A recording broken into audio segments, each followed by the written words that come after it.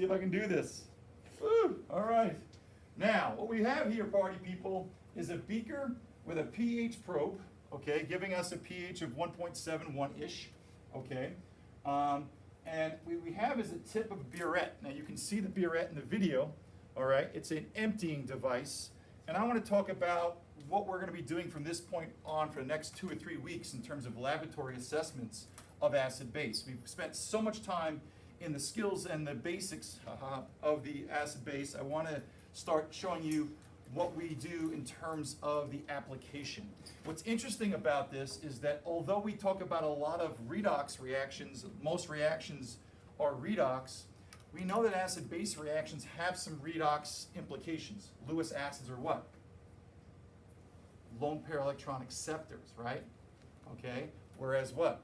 H plus becomes hydrogen by getting reduced. So we know that there's some acid, there's some redox that is tied to this. But in terms of molecules, there seems to be in macromolecules a basic or acidic part of molecules. For instance, we're going to eventually get to figuring out how many grams of aspirin are in a tablet. Okay, and we'll talk about those things. So there's a whole class of compounds that are acid-base, and they center around the same thing. If we want to figure out in analytical chemistry how much of an acid we have in solution, we can match up the hydroxides. All right, so what we're doing is neutralization reactions. I don't want you to forget that we know that water is terrible at doing what? Going into the H plus and the hydroxide ion. Right? This is liquid, this is aqueous, and this is aqueous. Okay. Now, it's so bad. How do I know? It's Ka or Kw is equal to what? 10 to the negative 14, which screams to you that it's excellent or very, very spontaneous going this way. So if it's 1 times 10 negative 14 in the forward direction, can you guess what the Kw is in the reverse? 10 to the 14. The inverse, right? Isn't equilibrium products over reactants, coefficients become exponents, solids and liquids don't apply, correct? So if we go in reverse, all we're doing is switching the bottom to the top, and the inverse of 10 to negative 14 is going this way, okay? The Kw reverse, okay, if you want to think about it, is 10 to the 14. Is that a big number? And that screams what? Equilibrium or completion? Completion. And so this is a completion reaction, and going this way we call it neutralization. Okay, I'm writing it this way because that's how we, measure the pH. Okay, so what are we doing here? Well, if you notice the pH is 1.47. Okay, so we're starting somewhere here, and in my crash, okay, when I first started, I may have lost the calibration to my pH meter, but it's all good here. What we're going to do is the following. We're going to do what we call an acid-base titration, a volumetric titration. Now, the word titration has come in, okay, in other parts of our chemistry. All right, am I still recording? Yeah. All right, good. That didn't break. Now, titration means we're going to use one chemical to get information about another.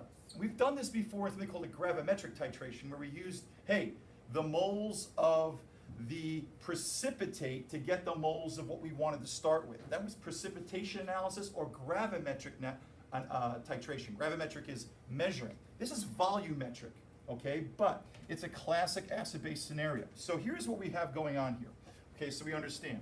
What we have is a burette, okay, which is an emptying device, okay? And that's what you see the tip of right here. Now, in this emptying device, what do we know? Well, we're going to put a standardized solution. This is going to make more sense, but I'm going to put, all right, NaOH in this burette. And I know it's not black, but you get the idea, okay? Now, I'm going to put a known amount of NaOH, and we call it standardized. I'm going to write that. It's standardized because we definitely know the NaOH concentration. In fact, I know the concentration in here to be 0.10 molar. I have that concentration. I know it. That's why it's a titration. I'm going to use that value to figure out what the concentration of acid is in this beaker. That's the whole point. I want to know this concentration. I want to identify how much of it. We're going to actually go farther than that, but I want to identify how much of it. okay, but I have to use the 0.01 mole. And it's easy to understand why. If it's 0.10 molar, and by the way, notice it's a strong base, okay, how much do I have to add to neutralize this unknown solution? So the whole point is, what we're going to do is we're going to drop, okay, drops of Jupiter. No, we're going to drop hydroxide ions. Those are OH minuses into this acidic solution. And the acidic solution is a hydrochloric acid solution, but we do not know its molarity. Okay?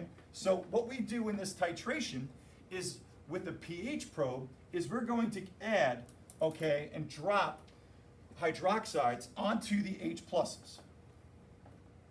And so what's going to happen is, right now the pH is low because we know that there's a greater amount of what? H pluses than hydroxides. But as I add hydroxides to the what? Great number of H pluses, every hydroxide I add is going to make what? Every stoichiometric hydroxide I make is going to combine together, and it's a completion reaction to make water. So the question is, how many moles of hydroxide do I have to add? Well, I know the concentration. All I got to do is keep adding the base until I reach a volume that gives me to what we call the equivalence point. All right? I want to keep adding base until the pH rises to an equivalence point. The equivalence point is that all of the hydroxides I've added are equal to the what? All of the H pluses that the hydrochloric acid is producing, or hydronium ions. Really, it's H3O plus, water holding on. So what am I doing? I'm matching hydroxides with protons, or hydroxides with H3O plus. Don't forget, these are synonymous, hydronium ions. Okay? So the equivalence point we're going to talk about. All right. And so that's what we're trying to do. We have extra H pluses that the acid added. We're going to add base until we match. And we're the what? OH minus moles equal the H plus mole is equivalence. I want to figure out the volume of base that I need to get to that point. Now, once I have volume, what do we know about molarity? Molarity is equal to what? Mole of things dissolved over liter of solution. How do we get moles? Liter times molarity. I have the molarity. All I need is the liters I need to reach this point. Okay? And that's going to give me what? The moles of OH needed to completely neutralize all of the H pluses that were in here. And once I have the moles of hydroxide I need, that becomes the moles of what? The H plus in the beaker. I'm going to tell you that we're using 25 milliliters. So how do I get the molarity? Take the moles of the hydroxide when I reach equivalence, which is really the moles of H plus, and divide by 0.025 liters, I've got the concentration. Now we're going to do this two ways, okay? We're going to use an indicator, okay? And people love this indicator. It's the classic one. It's phenolphthalein. If you go to table E of your reference table, okay, hopefully I can add some. It looks like everything's broken today. Okay, so I'm going to add a few drops. Okay, so I'll try to add a few drops. I think I just broke this one too. So usually just add a few drops as necessary. Okay, but my dropper is broken as I clutched over this. Okay, now, notice the color. What's the color? Colorless. Phenolphthalein is colorless to about a pH of, where's my table? No, it's colorless to about 8 or 9. Okay, what's our reference table tell us?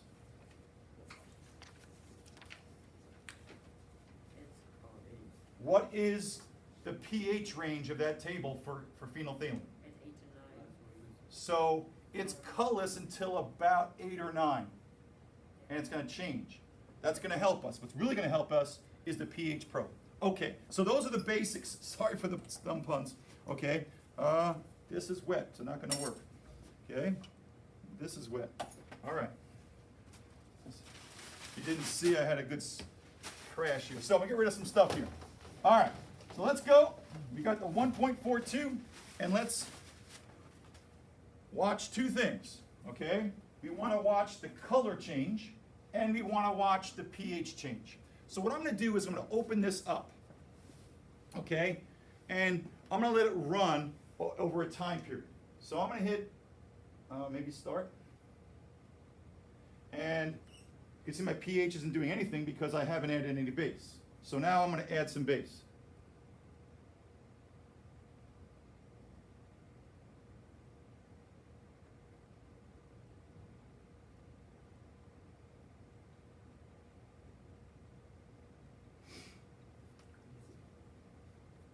Now, it's a little tiny stream. The pH isn't changing much. The pH isn't changing much, staying pretty constant. Staying pretty constant. Okay? Now, I know something. At some point, I'm going to start seeing a color change. This is going to start getting a little purple on me. Okay? Still changes. So, gosh, it's not changing much. Oh, now we have some color change. But why is it disappearing? Oh, now it just changed. What? Whoa. That thing is flying up.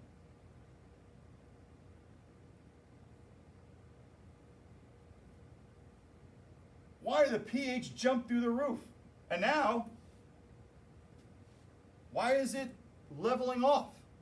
This is a classic pH curve. Yes, sir. It matched how much it needed the most. Right. Why is it leveling off? Because there's just excess. Exactly. Okay, I'm going to talk about this. Let this continue. This couldn't have worked out better. It's a nice pH curve. This is a classic curve. I'm going to explain the points of it. You don't expect it. It was going what? Steady, and all of a sudden you saw a violent color change. You saw it disappear for a while, and all of a sudden, boom, it stayed. Okay. Now, where was the color change?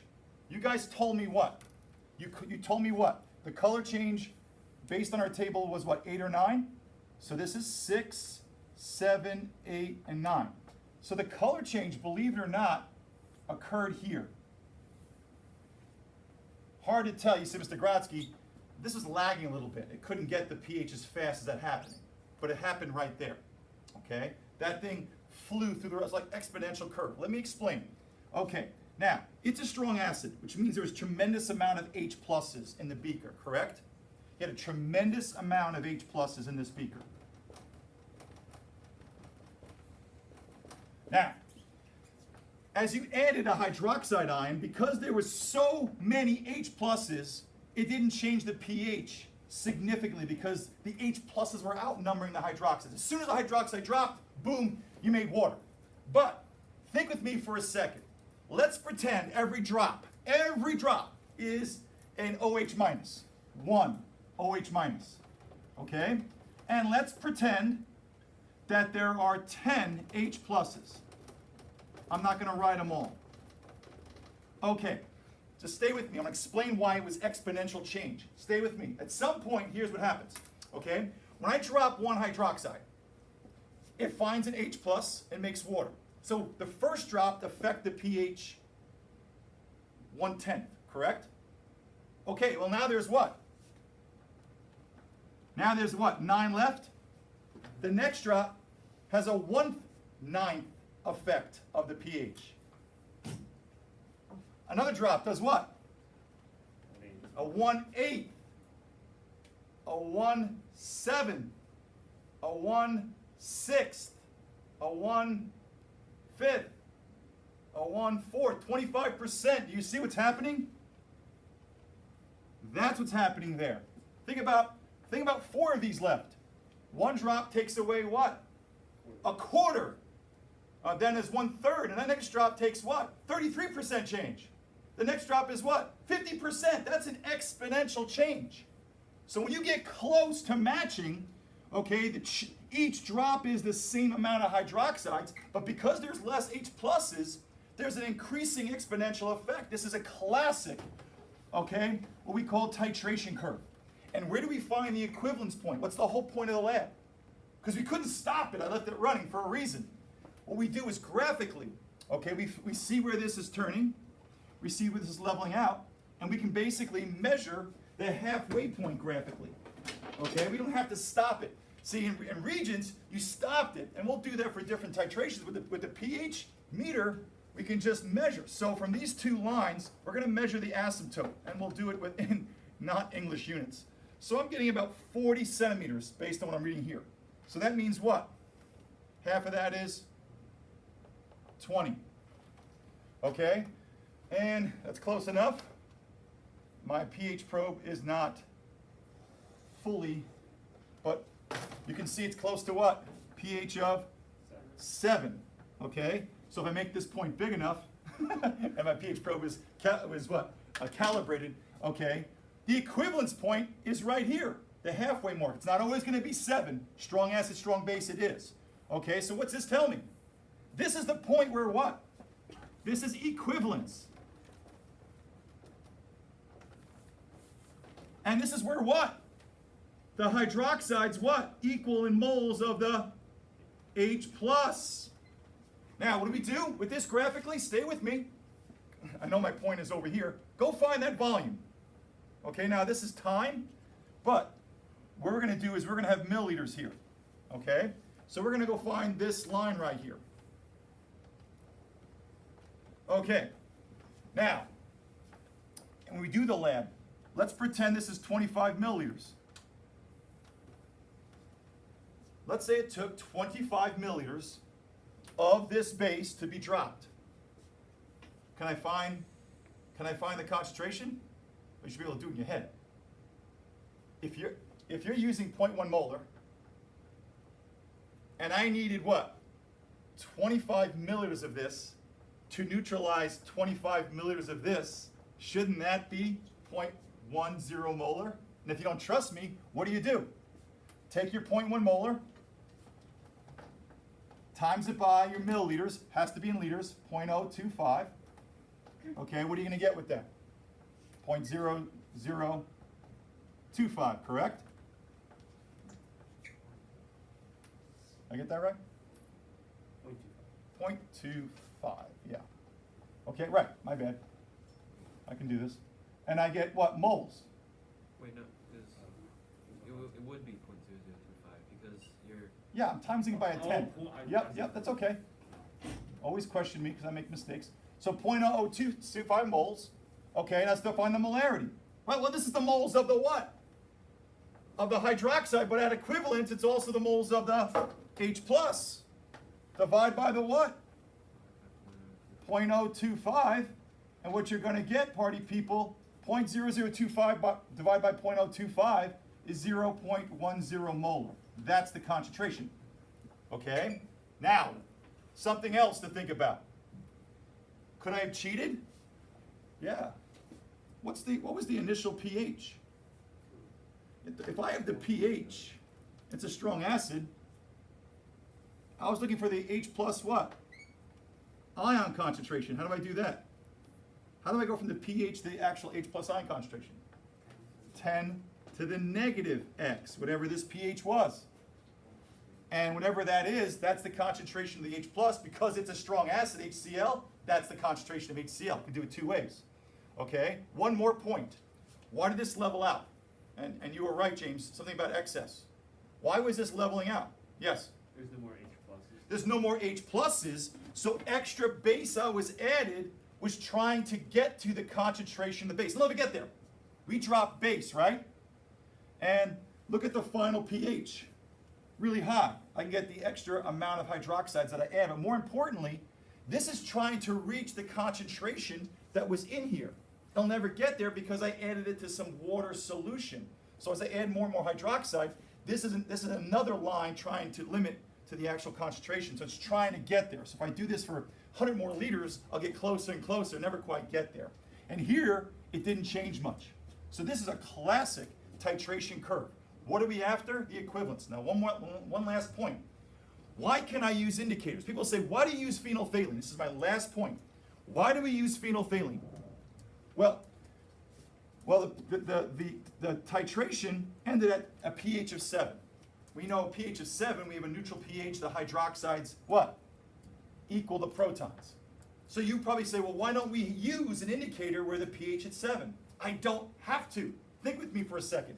Where was that pH change? I'm almost done. Where was that pH change? Right here, correct?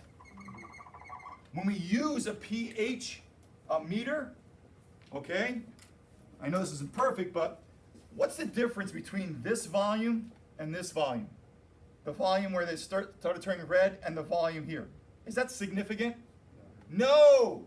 So this is important. Register this. If I was to use an indicator, we would stop as soon as we started to hear a light red color that's persisted for 30 seconds. We would stop the titration here. It's not really here, but to do the math, you have to measure the volume of the standard base that you know. And how do you get the volume? You measure down. So the difference of here and here is insignificant. Maybe it's 25 and 25.02. It's not going to change. So what we do is we use indicators if we're not using a pH probe to do what? Estimate the equivalence. We call where we stop at titration for indicators the endpoint. And if you were in Regents chemistry, you guys, as you got close, you stopped. And we're going to do that in our labs as well. Okay? But if you use the pH probe, we can actually get the endpoint approximates the equivalence point. All right, have a great day. That wasn't entertaining enough.